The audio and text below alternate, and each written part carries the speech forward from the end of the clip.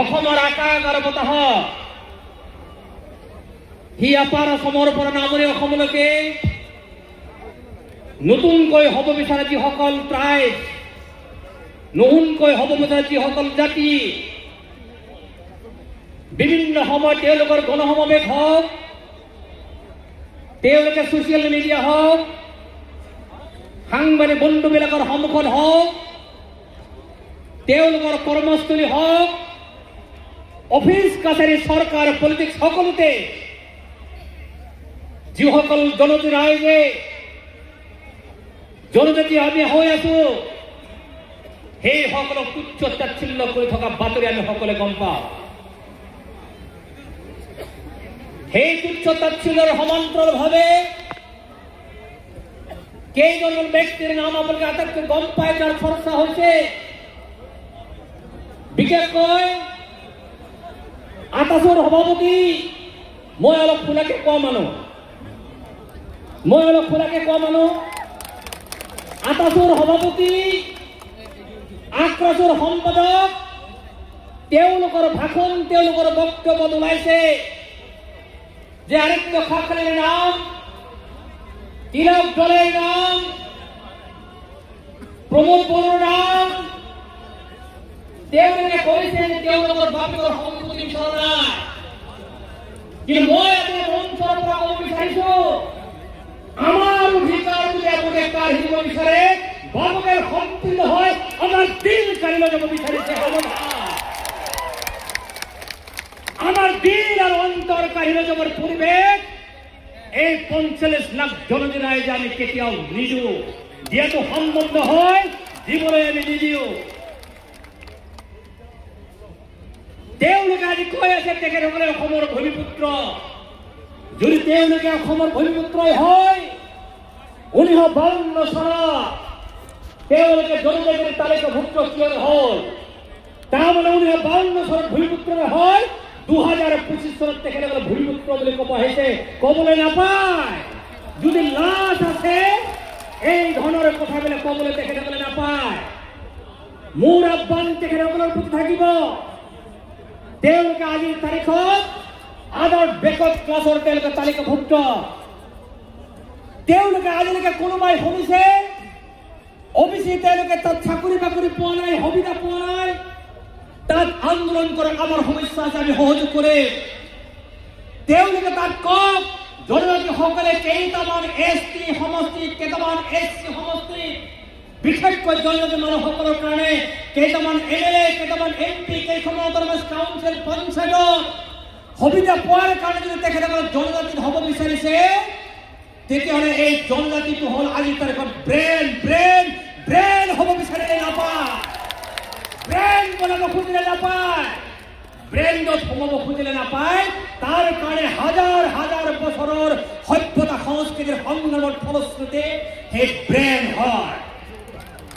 গতিকে তেওঁলোকে ST হোৱাৰ পৰিৱৰ্তে তেওঁলোকে OBC, এই OBCৰে তেখেতসকলে MLA ৰিজাৰ্ভ কৰিব লাগে বুলি সংগ্ৰাম তেখেতসকলে কৰক, তাত আমাৰ সহযোগিতা থাকিব। ST ভাগটো তেখেতসকলে ল'বৰ কাৰণে ইচ্ছা প্ৰকাশ তেখেতসকলে নকৰিব। কাৰণ আজিৰ যে ৬টা জনগোষ্ঠী ST হ'ব বিচাৰিছে, তেওঁলোকে OBCৰ তেখেতসকলৰ ২২%, OBCৰ ২২% যদি আহে, আমাৰ ১২% যদি ২২% আহে, প্ৰকাণ্ড পাহাৰখনে আমাৰ জনজাতিবিলাকক মাৰি পেলোৱাৰ দৰে আমাক ধ্বংস কৰিবৰ কাৰণে তেওঁলোকৰ তুচ্ছ ৰচনা। মই এইবিলাক কৰিবলৈ বিচাৰিম, মোৰ আহ্বান থাকিব দিছপুৰত থকা চৰকাৰখনৰ প্ৰতি, ইয়াৰ পৰা বেছি দূৰত নহয়। যদি দিছপুৰৰ চৰকাৰখনে ভাবিছে যে এই জনজাতিসকলে ৪৫ লাখ মানুহক নোহোৱাকৈ যদি ২৬ৰ বয়সৰ নিৰ্বাচনৰ বয়সে পাৰ হ'ম বুলি ভাবিছে, এই জনজাতিসকল যদি নাথাকে আজিৰ বিজেপি চৰকাৰৰ ৬৬টা সমষ্টিৰ ৪০টা সমষ্টি তেওঁলোকৰ পৰা আঁতৰি যাব, ৪০টা সমষ্টি। আৰু তেতিয়া ৬ জনগোষ্ঠীয়ে আজিৰ হিমন্ত বিশ্ব শৰ্মাৰ চৰকাৰখনক বচাই ৰাখিব নোৱাৰে। মই স্পষ্ট ৰূপত এই কথাখিনি কৈ দিম, ৰখাই ৰাখিব নোৱাৰে। আৰু দিল্লীৰ মোদী ডাঙৰীয়াক মই কৈছো, তেওঁ কি ভাষণ দিয়ে বন্দে মাতরম। বন্দে মাতরম তের নহয় আমারও হয়। গতিকে মুড়ি ডাঙরে শোনাটো উচিত এই ট্ৰাইবেল জাগিছে, ট্ৰাইবেল জাগিব আৰু যিদিনাখনে ট্ৰাইবেল জাগি আছে যদি দিল্লীয়ে ভাবে ট্ৰাইবেল সকলে এইটো কৰিব নোৱাৰে বুৰ্বক বুলি যদি ভাবিছে, বুৰ্বক মানুহবিলাকে যে দা কথাৰে হাতুৰি ল'ব নহয়, বিজেপিটো খতম, অসমত খতম হৈ যাব। আৰু 2056 চনত ভাৰতীয় জনতা পাৰ্টীৰ চৰকাৰ অহাৰ সময়ত অসমৰ জননী ৰাইজে যদি সহযোগ নকৰিলেহেঁতেন আজি অসমত বিজেপিৰ নেতৃত্বত চৰকাৰখন নহয়। পাহৰি যোৱাটো উচিত নহয়, পাহৰি নাযাব। যদি পাহৰি যায় 6 জনগোষ্ঠীৰ চিন্তা কৰি পেলাই যদি 25 তাৰিখটো যদি আমাৰ ট্ৰাইবেল সকলক যদি বঞ্চিত কৰে, আমিতো বঞ্চিত হমেই। বিজেপিৰ কৰ্মকৰ্তাসকল চৰকাৰখন লাঞ্ছিত হ'ব, ভুক্তভোগী হ'ব। অসমৰ পৰা আমি আঁতৰাই দিম তেখেতসকলক। কালি কৈছে বঙাইগাঁৱত আদিত্য ঠাকৰে ভেদ আজিৰ পৰা তেখেতসকলে ব্ৰহ্মপুত্ৰত দুলিয়াই দিব। জাম্বা পাইছে আমাক, জাম্বা পাইছে আমাক, ব্ৰহ্মপুত্ৰত দুলিয়াই দিব। ব্ৰহ্মপুত্ৰৰ আদিত্য ঠাকৰে দুলিয়াই দিবৰ কাৰণে ব্ৰহ্মপুত্ৰত তেখেতসকলে লাখ লাখ মানুহ শ্বহীদ হ'ব লাগিব। তেতিয়াহে আদিত্য ঠাকৰে ব্ৰহ্মপুত্ৰত দুলিয়াই দিবৰ কাৰণে সক্ষম হ'ব। ভয় খাব নালাগে, ভয় খাব নালাগে। কোনোবাই যদি ভয় খুৱাই আছে, অসমখন ট্ৰাইবেল সকলে অশান্তি কৰিছে, আমি অশান্তি কৰা নাই। যিদিনাখনে ট্ৰাইবেলখন অসমৰ পৰা আমি অশান্তি কৰিম বুলি ভাবো, আমি নাই বুলি ভাবিম, সেইদিনাখনে অসমখন অসমৰ শব্দ সলনি হৈ এইখন মিয়ালেণ্ডত পৰিণত হ'ব। তাৰ কাৰণে দৃষ্টি সাৱধান হ'ব। কাৰণ অসমৰ ভূমি, অসমৰ জংগল, অসমৰ সংস্কৃতি, অসমৰ অৰ্থনীতি, অসমৰ চিনাকি জনজাতি মানুহসকলে যদি ধৰি নাৰাখে, কোনো মানুহে ধৰি ৰাখিব নোৱাৰে। কাৰণ আমি আটাইতকৈ লাজ পাওঁ 600 বছৰ আহোম ৰাজত্ব কৰাৰ পিছত কিংডমসকলে আজি যে এছ টি হ'ব বিচাৰিছে, মই আহোম হলেতো এছ টি হ'ব খুজিলে মই চুইচাইড কৰি দিলোহেঁতেন। নাপায়। আমি ট্ৰাইবেল সকলক অকণ ভাল হ'ব বিচাৰিছো, বি.এ. আম্বেদকাৰৰ কাৰণে ভাল হ'ব বিচাৰিছো। আজি আপুনি ঝাৰখণ্ডত যাওক, আপুনি ছত্তীশগড়ত যাওক, তাৰ যিসকল এমেৰিজিনেল যিসকল ট্ৰাইবেল, সেই ট্ৰাইবেল সকলে সংগ্ৰাম আৰম্ভ কৰিছে। তাত কৰ্মীসকলে এছ টি হ'ব বিচাৰিছে, তাৰ একাংশ গোৱালসকলে এছ টি হ'ব বিচাৰিছে, তাত তাছাসকলে এছ টি হ'ব বিচাৰিছে, তাৰ উৰা মুণ্ডা চাওতালসকলে এগেইনষ্ট কৰে সংগ্ৰাম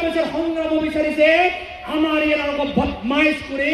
কোনোবা বিলাকে তেখেতসকলক সোমাই দিব বিচাৰিছে। সাৱধান। এই দিশপুৰত থকা মানুহসকল যদি সাৱধান কৰি আমি নিদিওঁ, ওচৰতে জুবিন গাৰ্গ ক্ষেত্ৰখন আছে, জুবিন গাৰ্গৰ সমৰ্থকসকল ট্ৰাইবেল সকল আমি সকলে যদি জাগ্ৰত হওঁ,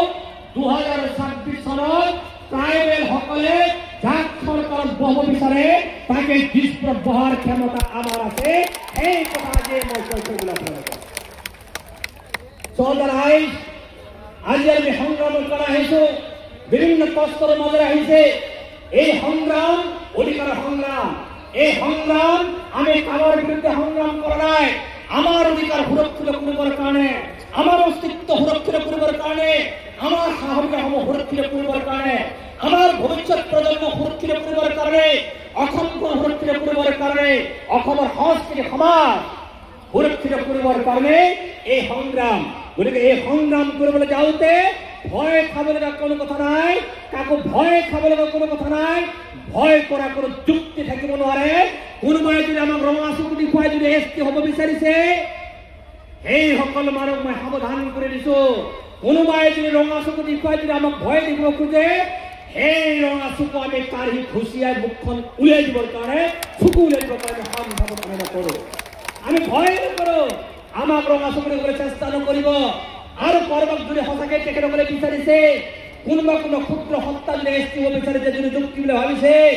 তেওঁলোকে অসমৰ সংবিধান সংশোধন কৰক, ৰিজাৰ্ভেশ্যন পলিচি সংশোধন কৰক। আৰু আমাৰ যিৰ কাৰণে এছ টি ৰিজাৰ্ভ আছে, তাৰ পৰিৱৰ্তে মুড়ি ডাঙৰীয়া হিমন্ত বিশ্ব শৰ্মা ডাঙৰীয়াই ওবিসির কারণেও এমএলএ এমপি সিটবিলাক রিজার্ভ করে তেখেতসকলক খেলার ব্যবস্থা তেখেতসকল করে দিও আমার একটি সকলে তেখেতসকলে জানেন না হে এর বাপেকার কথা না হে এটা আমার ভবিষ্যৎ স্বাধীনতার কথা এই স্বাধীনতার কথা যদি সংগ্রামী সকল যদি লৈ যাব লগা হয় সাবধান রায় এই সাবধান মানে আমি লৈ যাব লাগে আমার অঞ্চল লৈ যাব আপনার অঞ্চল লৈ যাব আপনার গাঁৱত লৈ যাব আপনাৰ তালুকত লৈ যাব আপনাৰ সমাজত লৈ যাব আপনাৰ মাজত যিসকল মানে ৰাজনীতি কৰিছে তেওঁলোকৰ মাজত লৈ যাব মই ৰাজনীতি কৰিছো সুনীল পুটুল আমাৰ ইয়াত আছে মিচিং অধ্যক্ষ আজি অসমৰ ইমান কেইখন অট'নমাছ কাউন্সিল আছে তাৰ কাউন্সিলৰ চিটবিলাক আহি থকা দিনসমূহত মোৰ আহ্বান থাকিল আজি যদি তেওঁলোকে যদি এনেধৰণৰ জনজাতি সংগ্ৰাম কৰা যদি নাহে আহি থকা আপোনাৰ কিন্তু তেখেতসকলক চিএম আপোনালোকে নবনাব চিএম আপোনালোকে নবনাব যদি এনেকে আপোনালোকে যদি এই জনজাতি সংগ্ৰাম ঘৰত যদি তেওঁলোকে সহযোগ নকৰে যদি বাৰে বাৰে তেখেতসকলক যদি চিএম বনায় তার পরিবর্তে আপনার নিজের মাথাত খসাটো মারি থাকিব খসা তার বাহিরে বেলেগ একো কারণ নহয় গতিকে সাবধান রায় এই কথাখিনি মই আপোনাক কলো এই করে জাগো ট্রাইবেল জাগো জাগো ট্রাইবেল জাগো জাগো ট্রাইবেল জাগো সিসিটুয়া লংলে সিসিটুয়া লংলে সিসিটুয়া লংলে আমি মাঝে হবে বন্দে মাতরম দিব লাগে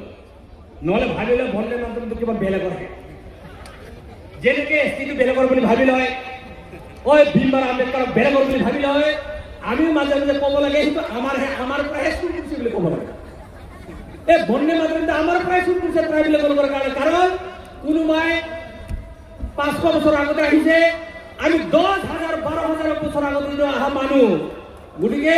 আমাৰ পৰাই তেখেতসকলে শুৰুটো কৰিছে গতিকে আমি মাজে সময়ে দিব লাগে কি বন্দে মাতরম বন্দে মাতরম জাগো ট্রাইবেল জাগো জাগো ট্রাইবেল জাগো সিসিটুয়া লংলে সিসিটুয়া লংলে ট্রাইবেল কো জিন্দাবাদ ট্রাইবেল কো জিন্দাবাদ এই ট্রাইবেল কো জিন্দাবাদ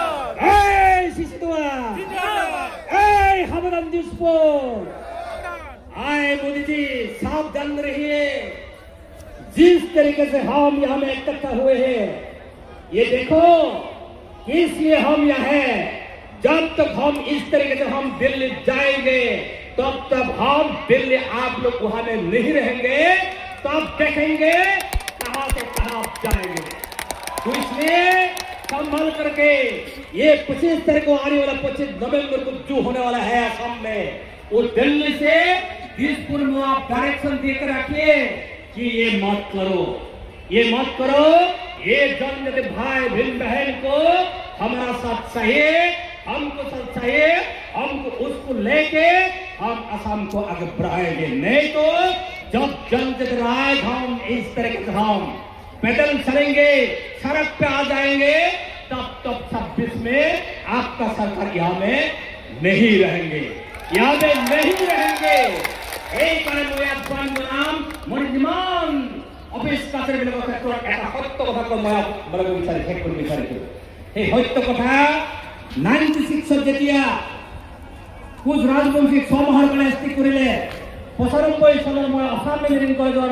ফাইনেল এইচ সন্মানিত ছাত্ৰ মই আছিলো তেতিয়া কোচ পাছ আৰম্ভ হৈ আছিল সেই কোচ পাছ আৰম্ভ হওঁতে আমি ওলাই আহিছো তেতিয়া আমাৰ চিনিয়ৰ বিলাকে কৈছিল তেতিয়া আমাৰ চিনিয়ৰ হোষ্টেলত কৈছিল যাৰ হোষ্টেলত কৈছিল যে আমি এসটি হল লাইল এসটি হল আৰু ট্ৰাইবেল বিলাকক আমি লাঠি মাৰি দিম বুলি কৈছিল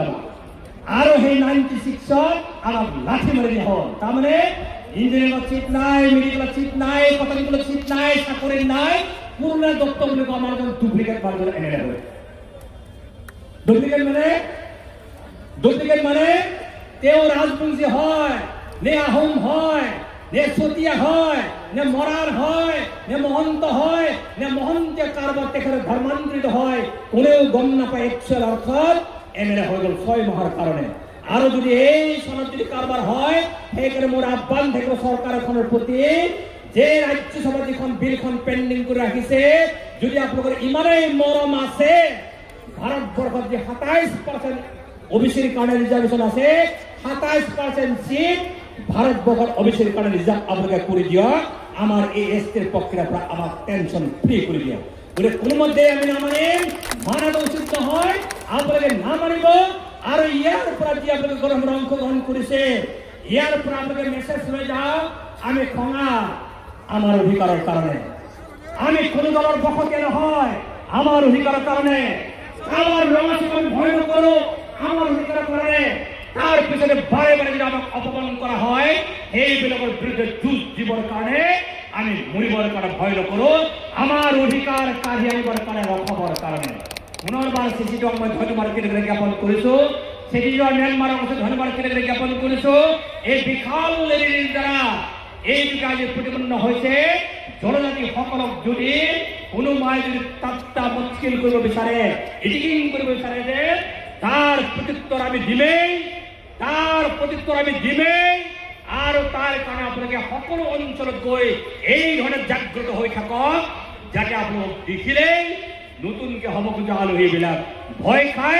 গাঁতৰ ভিতৰত সোমাই থাকে মই তাকে আশা প্ৰকাশ কৰিছো আৰু তাৰ কাৰণে চৰকাৰে কমিটি গঠন কৰে কিবা কৰি থাকক তাত আমাৰ কোনো ক'বলৈ কথা নাই আৰু মোৰ আহ্বান থাকিব আইন থকা 100 বছৰলৈকে যাতে কোনো ৰাজনৈতিক দলে নতুনকৈ কাবাক এনলিষ্ট কৰি কাৰোবাক কৰিব বিচাৰে সেই চিন্তা নকৰে তাৰ পৰিৱৰ্তে যদি অভিযুক্ত গোৱালপাৰা কথা কৈ আছে মিয়াৰ আগ্ৰহনা যদি কথা কোনোবাই কৈ থৈ আছে তাৰ কাৰণে কমিটি বনাও কি হৈছে কি হোৱা ছ'চিঅ' ইকনমিক দিশটোৰ সংক্ৰান্তত অধ্যয়ন কৰাৰ পিছত ৰিপৰ্টিং কৰক তাৰ পিছত চিচিটোৱাৰ সংগঠনবিলাকৰ লগত ট্ৰাইবেল সংঘৰ আলোচনা কৰি ৰাস্তা ক্লিয়াৰ কৰাৰ তাকে মোৰ আহ্বান ৰাখি আজিৰ পুনৰ বিশাল এজন ৰাইজৰ তৰফৰ পৰা মই এই 45 লাখ মানুহৰ এজন হিচাপে আৰু ৰাভা হাছং অট'নমাছ কাউন্সিল তৰফৰ পৰা বহুত কংগ্ৰেছ অভিনন্দন জ্ঞাপন কৰি আমাৰ সংগ্ৰাম সাকসেস আমি হমেই তাকে আশা ৰাখি এই আহ্বান ৰাখিছো আৰু যদি এই আহ্বান ৰাখাৰ পিছত যদি কোনোবাই একো ক'ব নোখোজে আমাৰ লাষ্ট অস্ত্ৰ হ'ব ইয়াত কোনোবাই আমি সকলোৱে কওঁ আমি হিন্দু বুলি কওঁ তেতিয়াহ'লে আমি যদি 25 তাৰিখত যদি আমাৰ উল্টা পাল্টা কৰে 45 লাখ জন যদি আমি কওঁ আমি হিন্দু নহয় আমি কৈ দিম ঠিক আছে দেখিম কাক কেনেধৰণৰ অংকুলটোৰ পৰা আমি চাম গতিকে শেষত পুনৰ দুটা শ্লোগান মই আপোনালোকে ধৰিব ট্ৰাইবেল ইউনিটি জাগো ট্ৰাইবেল চিচি তোৱা